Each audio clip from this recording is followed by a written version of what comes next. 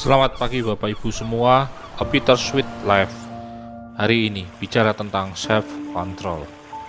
Self-control atau menguasai diri itu satu hal yang menjadi salah satu kemampuan yang harus dimiliki ketika kita mau membangun kedewasaan dalam kehidupan kita. Nah, Bapak Ibu, kalau minggu lalu kita bicara tentang kemandirian, kemampuan untuk bertindak secara mandiri.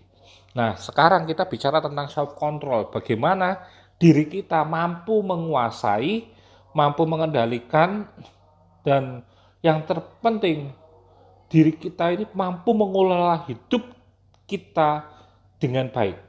Nah, Bapak Ibu, kalau kita melihat dalam diri kita ini ada yang namanya emosi, ada yang namanya keinginan diri, ada yang namanya pikiran.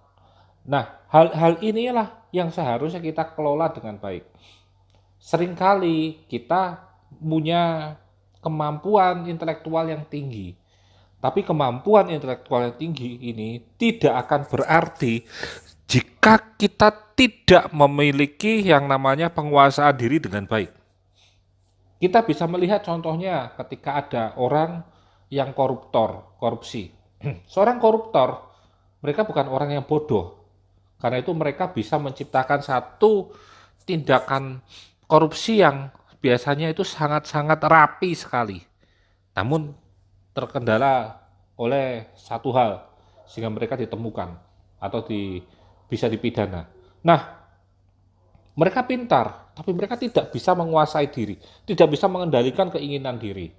Ada satu ayat yang baik di Amsal 16 ayat 32 berkata, orang yang sabar melebihi seorang pahlawan. Orang yang menguasai dirinya melebihi orang yang merebut kota. Arti dari ayat ini adalah orang yang mampu mengendalikan dirinya, mampu menekan keinginan dirinya, mengekang hawa nafsunya, mereka ini menjadi seorang yang melebihi seorang pahlawan yang mampu merebut kota.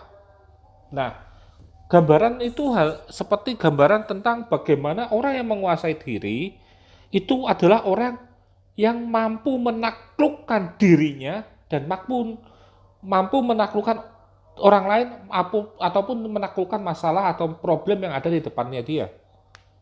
Kunci dari kemampuan untuk menguasai diri adalah mampu menekan diri sendiri. Ada dua hal yang kita harus tahu. Yang pertama, ketika orang yang mau menguasai diri, dia membutuhkan yaitu mengenal dirinya sendiri dengan baik. Mengenal dirinya sendiri dengan baik itu mengenal apa yang dia butuhkan dan mengenal apa yang harus dia lakukan untuk memenuhi kebutuhan. Nah, orang yang mampu menguasai diri, dia akan tahu kebutuhannya apa dengan baik. Dan dia tidak akan memenuhi kebutuhannya dengan cara yang buruk. Dan dia tidak akan membelanjakan sesuatu, dia tidak akan membeli sesuatu di luar kebutuhannya.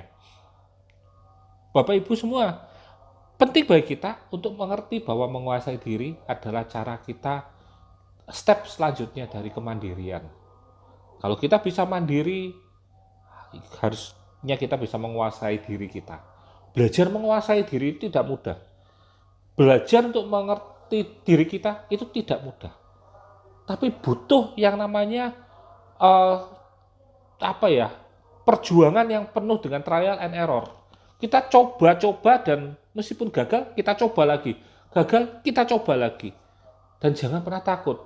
Orang yang mampu menguasai dirinya adalah orang yang melebihi orang yang merebut kota. Orang yang mampu menguasai dirinya, dia adalah orang yang mendapatkan kebanggaan yang besar terhadap dirinya. Kebanggaan terbesar terhadap apa yang dia lakukan. Karena itu mari hari ini kita lihat, kita kenali dulu diri kita sendiri. Kebutuhan apa yang kita miliki, lalu apa yang harus kita lakukan. Setelah itu kita akan tahu apa yang kita harus berbuat. Kita akan bisa mengelola diri kita sendiri. Dan saya yakin Tuhan akan memberkati orang yang berusaha dan selalu berusaha untuk menjadi yang lebih baik. Tuhan memberkati.